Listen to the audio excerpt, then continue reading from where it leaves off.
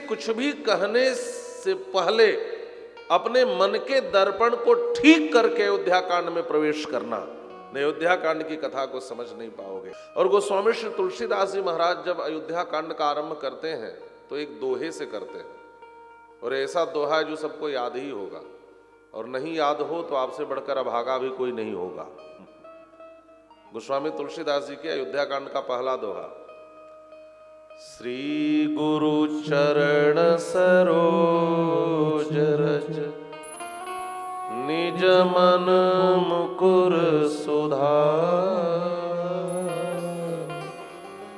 बरनौ रघुबर विमल यश जो दायक फल चार, जो दायक फल चार। सबको याद है क्यों? क्योंकि इस दोहे को गोस्वामी तुलसीदास जी ने हनुमान चालीसा में भी रखा है। वस्तुतः अयोध्या कांड का यह पहला दोहा है श्री रामचरितमानस में।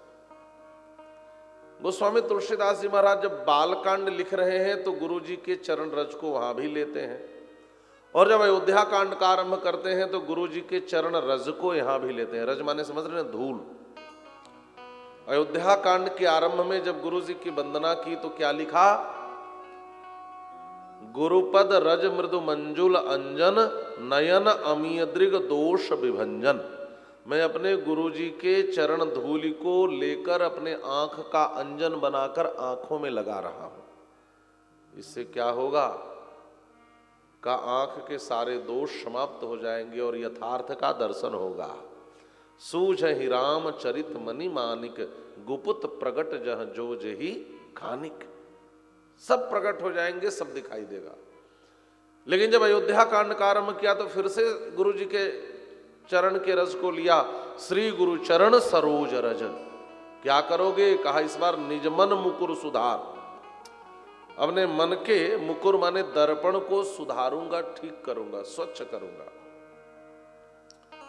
अच्छा एक बात और है, दर्पण गंदा भी धूल से होता है। दर्पण समझ रहे? आईना, आईना धूल से ही गंदा होता है और धूल से साफ भी होता है। अच्छा एक बात है, आपको अपने आप को देखना हो, कैसे देखोगे? तुरंत कहोगे आईने में देख लूंगा। कहा लेकिन एक बात है, यदि आईने पे धूल जमी हो तो?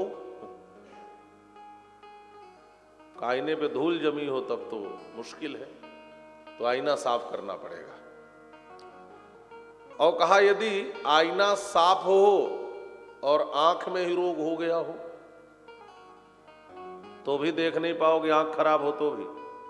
मुकुर मलिन अरुनयन विहीना राम रूप देखिए किमि दीना। भगवान को देखना हो या स्वयं को देखना हो तो क्या का आंख का भी ठीक होना जरूरी है और दर्पण का भी स्वच्छ होना जरूरी है। और यह दोनों कैसे होगा? कहा गुरु जी के चरण रज को ले लो। बालकांड में नेत्र को स्वस्थ किया, गुरुपद रज मृदु मंजुल अंजन नयन अमीय दृग दोष विभंजन। और अयोध्या कांड में श्री गुरु चरण सरोज रज निजमन मुकुर सुधार, मन के आईने को ठीक किया। और जब आंख भी ठीक हो जाए और दर्पण भी स्वच्छ हो जाए तो हम आत्म स्वरूप का भी दर्शन कर सकते हैं और परमात्मा स्वरूप का भी दर्शन कर सकते हैं। हम भी वर्णौ रघुवर विमल यश, राम जी के विमल यश का वर्णन मैं इस अयोध्या कांड में करने जा रहा हूं। और कोई इस अयोध्या कांड की कथा सुने तो क्या मिलेगा? का धर्म अर्थ काम मोक्ष चारों फल मिलेंगे। वर्णौ रघुवर विमल यश जो दायक फल चारि। एक संकेत और है, बाल्यावस्था में सबसे अधिक दोष हमारे आंखों के रास्ते हमारे जीवन में आते हैं और युवावस्था में अत्यधिक दोष हमारे मन के रास्ते हमारे जीवन में आते हैं। छोटे बालक सबसे अधिक देख करके बिगड़ते हैं। कुछ गलत चीज देख ले तो जीवन में दोष आ जाता है। इसलिए बच्चों को दृष्टि दोष से हमेशा बचाना चाहिए। अरे बचना तो बड़ों को ही चाहिए। भागवत के 6वें स्कंद में अजामिलोपाख्यान है भागवत के। अजामिल ने एक व्यक्ति को एक वेश्या के साथ दुराचार करते देखा और वह भी अपने घर में वेश्या को लाकर रख लिया। कथा आपने सुनी होगी। अजामिल महान पापी बना। था तो एक ब्राह्मण, कान्य कुब्ज कुलोत्पन्न दासीपति रजामिल, ऐसे ही है। तो कान्य कुब्ज कुलोत्पन्न अजामिल अपने आंखों से गलत कृत्य होते देखा तो इसके जीवन में भी दोष आ गया। तो अत्यधिक दोष हमारी आंखों के रास्ते आते हैं और फिर युवावस्था में हमारा मन जब गलत चिंतन करता है, गलत चीजों को सोचता है। एक बात और है, हमारे यहां संत कहते हैं ना कि सिद्ध कौन है, कहा जिसका एकांत सिद्ध हो जाए। कोई अकेले रहे एकांत में और एकांत में उसका मन कभी कोई गलत चिंतन न करे तो समझ लेना यह सिद्ध हो गया। युवावस्था में मन से अधिक दोष हमारे जीवन में आते हैं और बाल्यावस्था में आंखों के रास्ते ज्यादा दोष आने की संभावना होती है। इसलिए बाल्यावस्था में दृष्टि को ठीक रखो और युवावस्था में मन को ठीक रखो, तब आत्म स्वरूप का दर्शन होगा और परमात्मा स्वरूप का दर्शन होगा। और संकेत क्या है? महर्षि वाल्मीकि कहते हैं भाई नित्य शत्रुघ्न होकर के रहोगे तभी अयोध्या कांड की कथा को ठीक से समझ सकते हो। या गोस्वामी तुलसीदास जी कहते हैं देखो अयोध्या कांड की कथा सुनने से पहले मन के आईने को ठीक कर लो। नहीं, बहुत से लोग जो ठीक से श्री राम कथा के इन प्रसंगों को नहीं समझ पाते तो बहुत सी ऊल जलूल बातें करते हैं। कुछ लोग कह देते हैं महाराज श्री दशरथ बड़े कामी थे, जब राम जी के राज्याभिषेक की तैयारी की तो कैकेयी के कक्ष में जाने की क्या जरूरत थी, और यदि कैकेयी के कक्ष में नहीं गए होते तो श्री राम बन ही नहीं गए होते। तो जो नहीं वो ऐसा भी बोल देते हैं महाराज।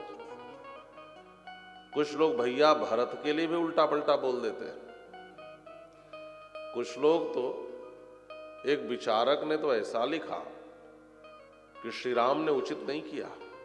यदि मंथरा और कैकेयी मिलकर षड्यंत्र कर रही थी तो श्री राम को चुपचाप बन चले जाना क्या उचित था? नहीं नहीं, श्री राम को तो अयोध्या में रह करके इन षड्यंत्रकारियों का पर्दाफाश करना चाहिए था, ऐसा लिखा है उसने। ऐसे ऐसे भी चिंतक हैं।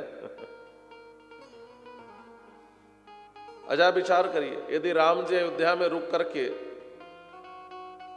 इन चीजों का विरोध करते कि नहीं नहीं मैं ज्येष्ठ पुत्र हूं, राज सत्ता का अधिकारी हूं, और कैकेयी के हृदय में भी राज सत्ता का लोभ आया है, वो चाहती है मेरा बेटा राजा बने, तो यह लोभ के विरुद्ध लोभ का युद्ध होता। और यही बात आती, यदि कैकेयी के हृदय में राज सत्ता का लोभ है तो श्री राम के हृदय में भी सिंहासन का लोभ है। इसीलिए कुछ भी कहने से पहले अपने मन के दर्पण को ठीक करके अयोध्या कांड में प्रवेश करना। नहीं, अयोध्या कांड की कथा को समझ नहीं पाओगे। वर्णौ रघुवर विमल यश, रघुवर शब्द का अर्थ होता है रघुसुवरः रघुवरः। दशरथ जी भी रघुवर हैं, श्री राम जी भी रघुवर हैं, श्री भरत जी भी रघुवर हैं, श्री लखन लाल जी भी रघुवर हैं, और श्री शत्रुघ्न लाल जी भी रघुवर हैं, और सबका चरित्र यहाँ पर है। महाराज श्री दशरथ लगेगा कितना प्रेम श्री राम से करते हैं। इस अयोध्या कांड में लगेगा इस रघुकुल में तो दशरथ जी ही सबसे श्रेष्ठ है। लेकिन राम जी जब राज सत्ता का त्याग करके बन जाने लगेंगे तो लगेगा ये तो सबसे श्रेष्ठ है रघुकुल में।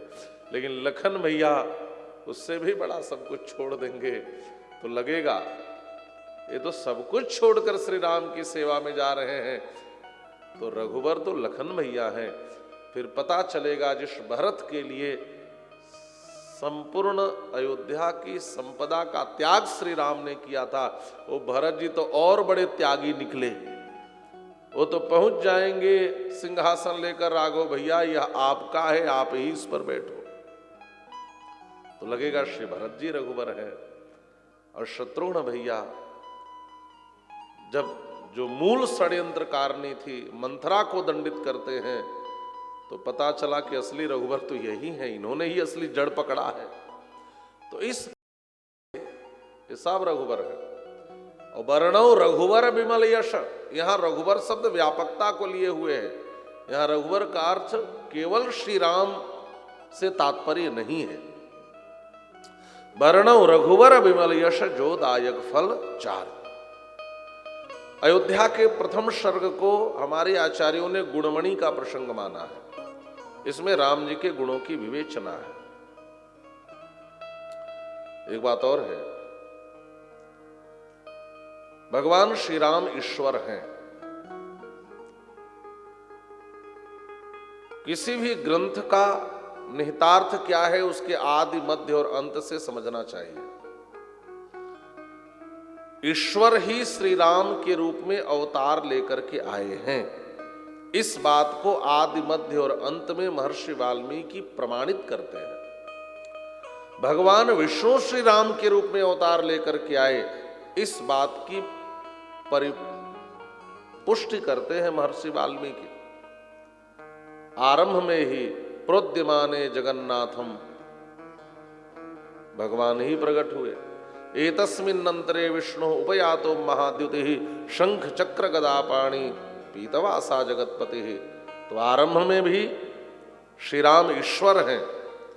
और अयोध्या कांड के भी आरंभ में, ये मध्य है रामायण का मानो, तो यहां तो स्पष्ट लिख दिया अर्थितो मानुषे लोके यज्ञे विष्णु सनातनः। बहुत से लोग श्री राम को ईश्वर नहीं मानते, कहते हो तो महामानव थे।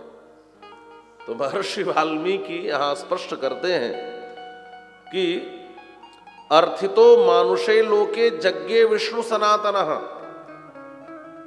देवताओं की प्रार्थना पर स्वयं भगवान विष्णु श्री राम के रूप में अवतार लेकर के आए। और एक दूसरी समस्या भी है, कुछ लोग कहते हैं राम जी अवतार नहीं है भगवान विष्णु के। तो यह भी स्पष्ट कर दिया यज्ञे विष्णु सनातनः। भगवान विष्णु श्री राम के रूप में अवतार लेकर के आए। यहां राम जी के गुणों का वर्णन किया। एक बात और है, कुछ लोग कहते हैं ईश्वर निर्गुण है और कुछ लोग कहते हैं ईश्वर सगुण है। यदि ईश्वर निर्गुण है तो हमारे और आपके किस काम के हैं?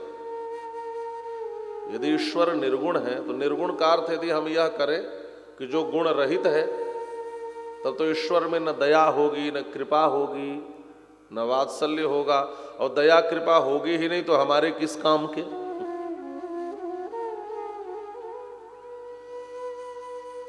ईश्वर जब सगुण होंगे तभी तो हमारे लिए उपयोगी होंगे।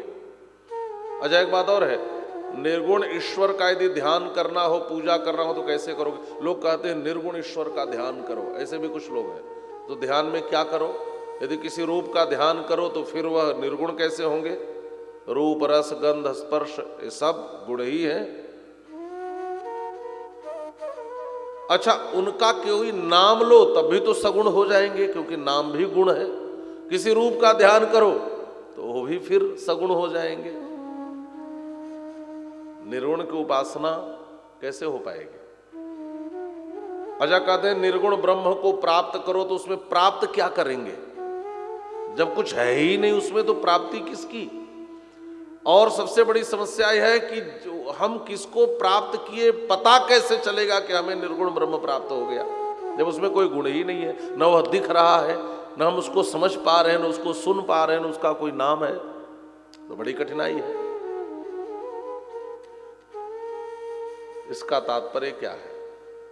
कहा निर्गुण का अर्थ है निंदित गुणों से रहित, और सगुण का अर्थ है कल्याण गुणों से युक्त।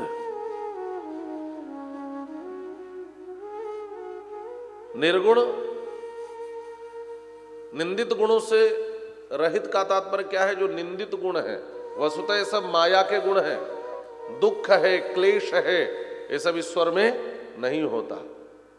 तो जो निंदित गुणों से रहित हो, जो हेय गुणों से रहित हो, जो अखिल हेय प्रत्यनीक अनंत कल्याण गुणगण निलय हो, वह ईश्वर है। हेय गुणों से रहित हो और दिव्य गुणों से युक्त हो। भगवान श्री राम में दिव्य गुण है। और कथा का अर्थ क्या है? कथा किसको कहते हैं?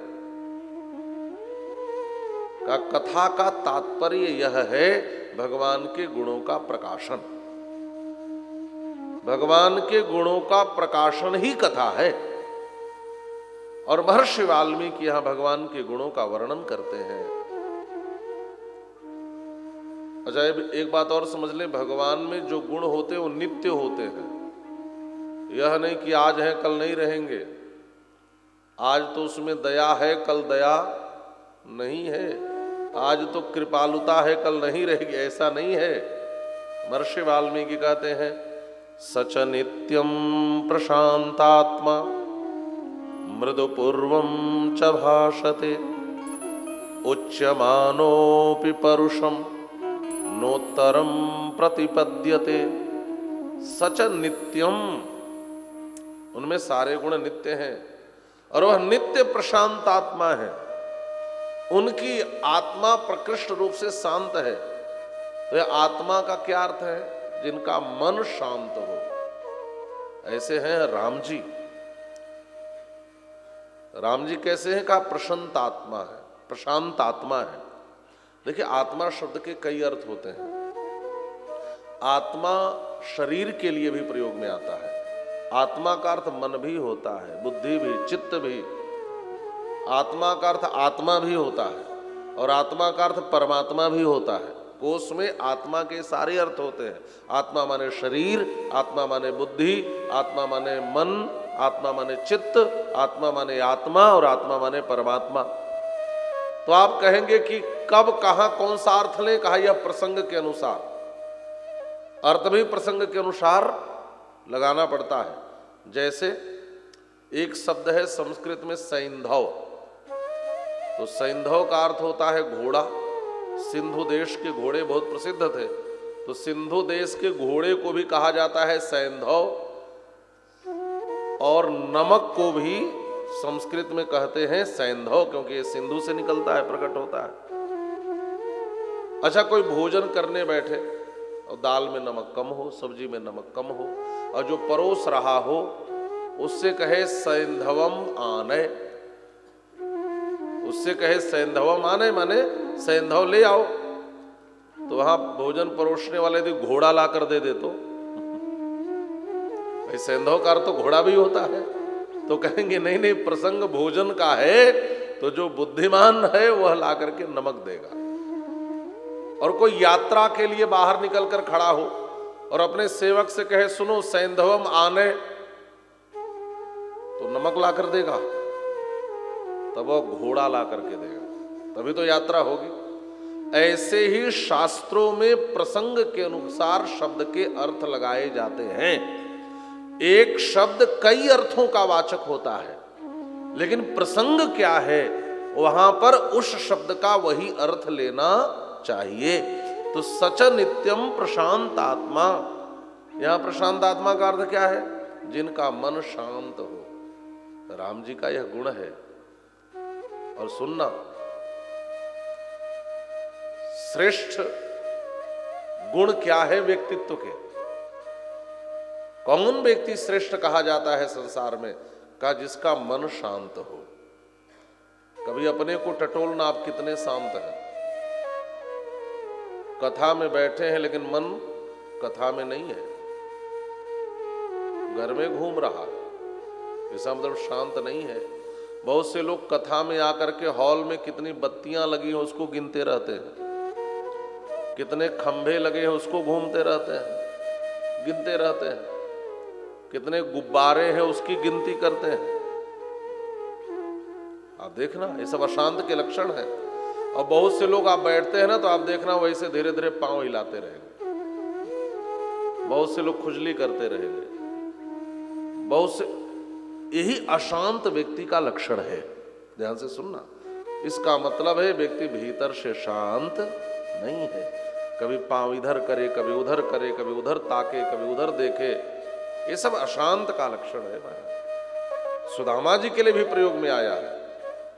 कृष्णस्यासीत सखा कश्चित ब्राह्मणो ब्रह्मवित्तमः इंद्रियार्थेषु विरक्त इंद्रियार्थेषु प्रशांतात्मा जितेंद्रियः।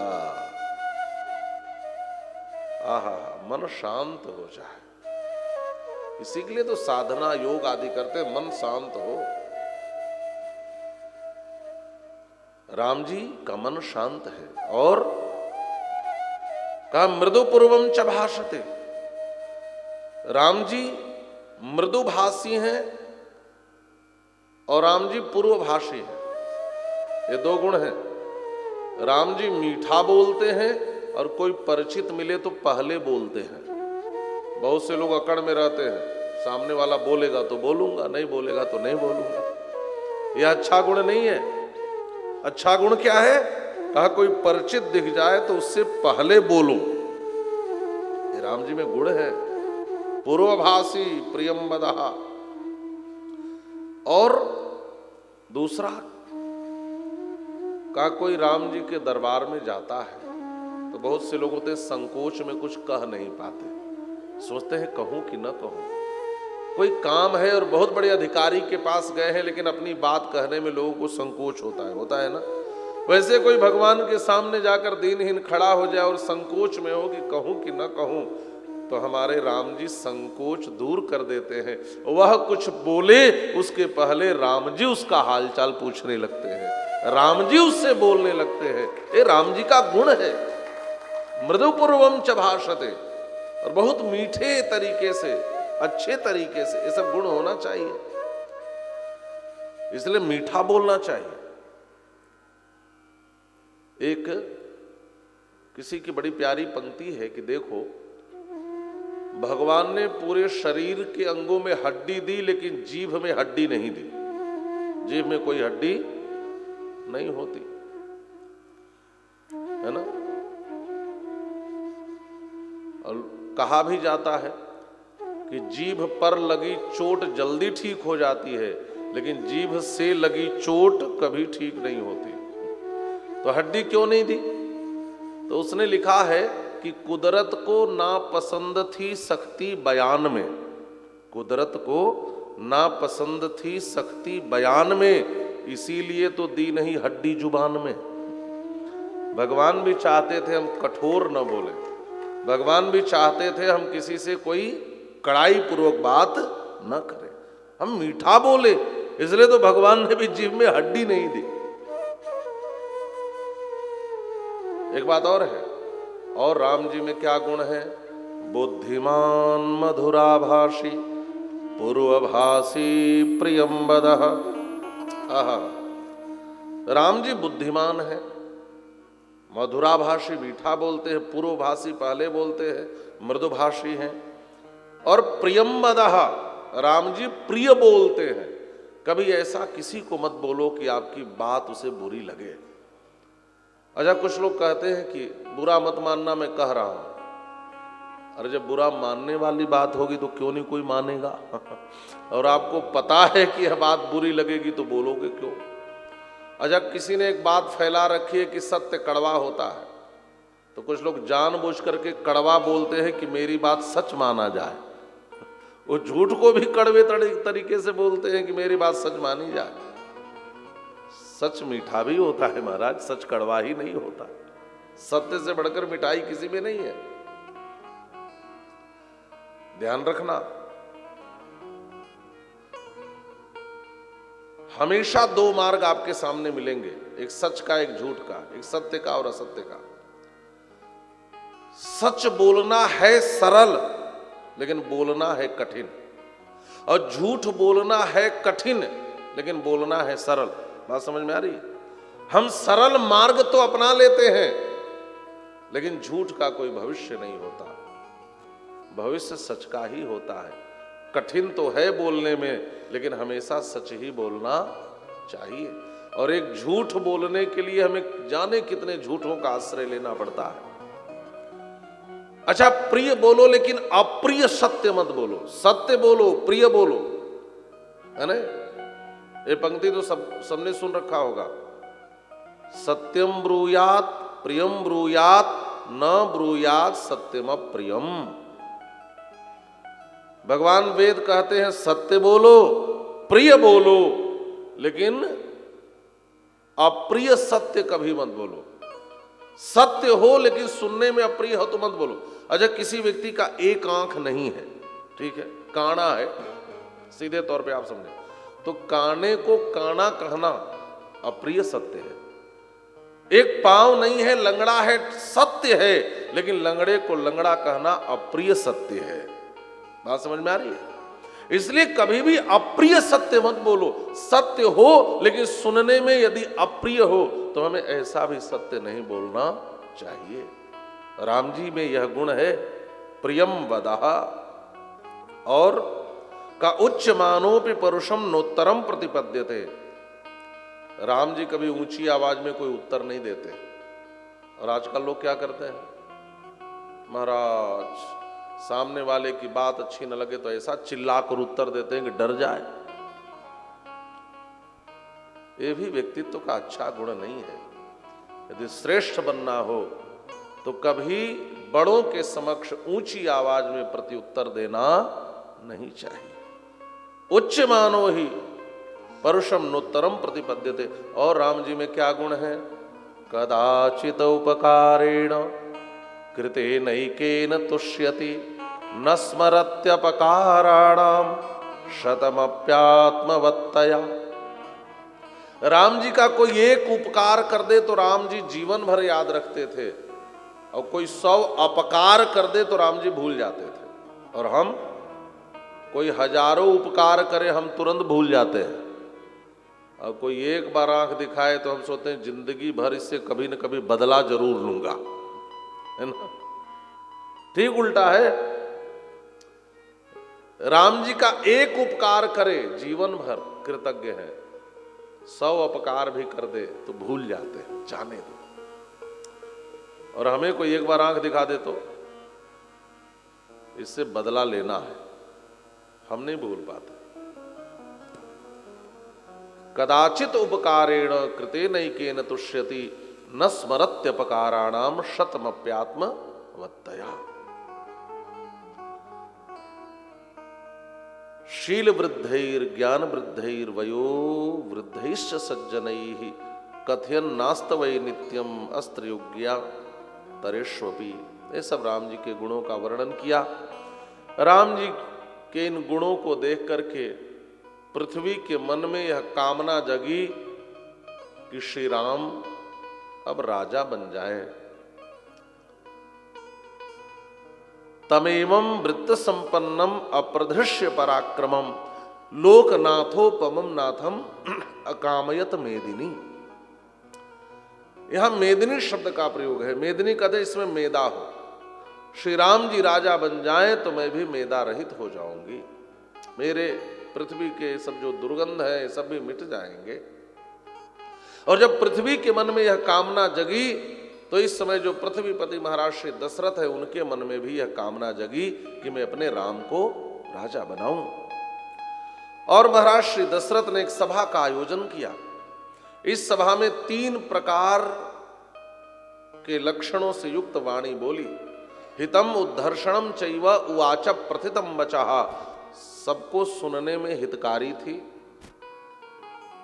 उद्धर्षणम हर्ष को बढ़ाने वाली थी। प्रथितम माने सुनते ही समझ में आ जाने वाली थी। ऐसी वाणी महाराज श्री दशरथ ने भरी सभा में बोली है। महाराज श्री दशरथ ने सभा में यह प्रस्ताव रखा कि मैं अपने ज्येष्ठ और श्रेष्ठ पुत्र श्री राम को कल प्रातः काल के पुष्य नक्षत्र में राजा बनाना चाहता हूं। अयोध्यावासियों, अयोध्या की प्रजाओं, अयोध्या के मंत्रियों, अमात्यों, यदि मेरी बात उचित लग रही हो तो आप इसका समर्थन करें, श्री राम राज्याभिषेक का। और मेरी बात यदि अनुचित लग रही है तो यदिदम मेनु रूपार्थम मया साधु सुमंत्रितम भवंतो मेनु मन्यंताम कथम वा करवाण्यहम। और मेरी बात अनुचित लगे तो इसका विरोध करो राम राज्याभिषेक का, और मुझे भी बताओ मुझे क्या करना चाहिए। इतना सुनना था कि जैसे काले काले बादल घिर जाएं और मोर देख ले तो पंख फैला करके नाचने लगता है। इति ब्रुवंतम मुदिताः प्रत्यनंदन नृपान नृपम वृष्टिमंतम महामेघम नर्दन्तैव बर्हिणः। मानो जैसे काले काले मेघों को घिरते देखकर मोर पंख फैलाकर नाचने लगता है कि अब तो वर्षा होने वाली है, और वर्षा होने लगे तो मोर खूब झूम झूम कर नाचता है। ऐसे ही इस बात को सुनते ही अयोध्या वासियों का मन मयूर नाच उठा। सारे अयोध्यावासी खड़े हो गए और भावुक हो गए। सबने हाथ जोड़ करके कहा, महाराज हमने जब से अपने श्री राघव को घोड़े पर बैठे देखा है तभी से हम सबके मन की इच्छा है कि हम अपने श्री राघव को हाथी पर बैठे देखें। घोड़े पर कौन बैठता है? जल्दी से बोलो। दूल्हा बैठता है। और हाथी पर कौन बैठता है? राजा बैठता है। तो इसका अर्थ यही है कि जब से हमने दूल्हा राम जी को देखा है, राम जी को घोड़े पर बैठे देखा है, तभी से मन में इच्छा थी कि अब हम हाथी पर भी बैठे देख लें। इच्छा मोहि महाबाहु रघुवीरम महाबलम गजेन महतायांतम रामम छत्रावृताननम। इच्छा मोहि महाबाहुम रघुवीरम महाबलम। अयोध्या का एक हाथी है श्वेत वर्ण का, सफेद हाथी। इसका नाम है शत्रुंजय। इस पर राजा साहब चलते हैं। इस अयोध्या के श्वेत शत्रुंजय हाथी पर श्वेत छत्र चमर से अलंकृत होकर जब श्री राम की राजा के रूप में सवारी निकले, हम सब अयोध्यावासी इस रूप में श्री राम का दर्शन करें। हमारी तो महाराज यही इच्छा है, छत्र से आवृत श्री राम के आनंद का दर्शन कर लें। रामम छत्रावृताननम।